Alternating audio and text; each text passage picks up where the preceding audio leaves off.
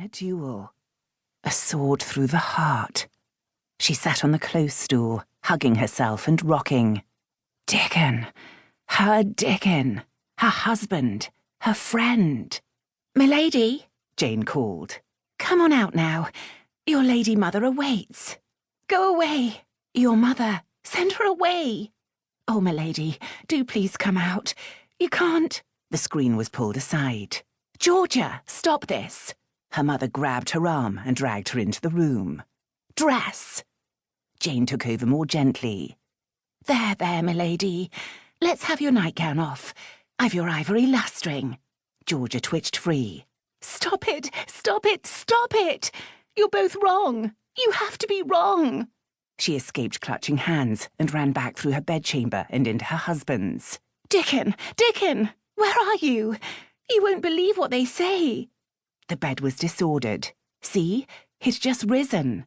She ran toward his dressing room. "Dickon!" His valet appeared in the doorway, a shirt over his arm. "He's in there!"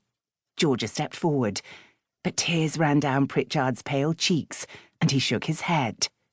She mirrored him, shaking her head. "It isn't true." "It is, milady. His lordship's gone. I'm taking down a fresh shirt. The other one—" Georgia kept shaking her head, but the truth was battering its way in. Her husband, her friend, her Dickon, was dead. No! She staggered over to clutch one carved bedpost, to stare at his bed, at the dip in the pillow made by his sleeping head, willing him back. But he'd never be back. She flung herself on the bed, weeping. "Leave her for a moment," the Countess of Hernscroft said, grasping the maid's arm but looking at her daughter. Such a radiant beauty, the Countess thought. Such a blithe spirit. And now this tragedy when she was not yet 20. Perhaps it had been a mistake to promote a marriage between Georgia and Maybury when the girl was but 16. But she'd been mature beyond her years and already driving men mad. It had seemed simpler to settle her early to a good-natured neighbour only 3 years older. Georgia had been delighted to wed the new Earl of Maybury, whom she knew well. She'd been cock-a-hoop to leave the schoolroom and become mistress of her own properties ahead of her older sister.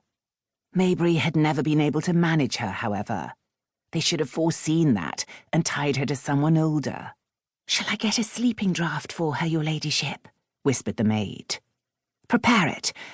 But first she must come down to see the body." "Oh, your ladyship, is that necessary?" "Yes." "Very well, your ladyship," the maid said, and left. Lady Hernscroft grimaced at the thought of the storm clouds gathering, but then she heard someone else enter the room and turned. Thank God! One of her sons, the Honourable Peregrine Perriam, had arrived, slender, elegant, and despite the early hour, perfectly dressed for the occasion in dark grey. Perry was distressingly dilettante, but he was a master at court and town protocol. "You must handle matters in society," she said quietly to him, "and control what is said. Unpleasant suppositions are already stirring." Poor girl. Perry was fond of his sisters, if perhaps less so of his brothers. "Is it true, do you think?" she murmured. "Georgie and Vance. He's not the type for fashion and boudoirs. Maybury invited him to manly affairs for his sporting abilities, but I doubt Georgie saw much of him." "Logic won't carry weight when she's indulged in so many follies, some of them with men. You should have steered her to a better path." "She had a husband," he pointed out, "who was not up to the task. What details have you gleaned?" "At this hour, very little. I spoke with the men below. According to Kellu, his second, it happened last night at a tavern. There'd been a race, and they were in their cups when Vance sneered at Maybury's driving skills. Maybury threw his wine in Vance's face, and the duel was on. Dickon Maybury was a dolt of a driver, but I'd have said he was too easy-natured to go to swords over it." "Quite," Lady Hernscroft said, "which is dung that will enable this weed to grow.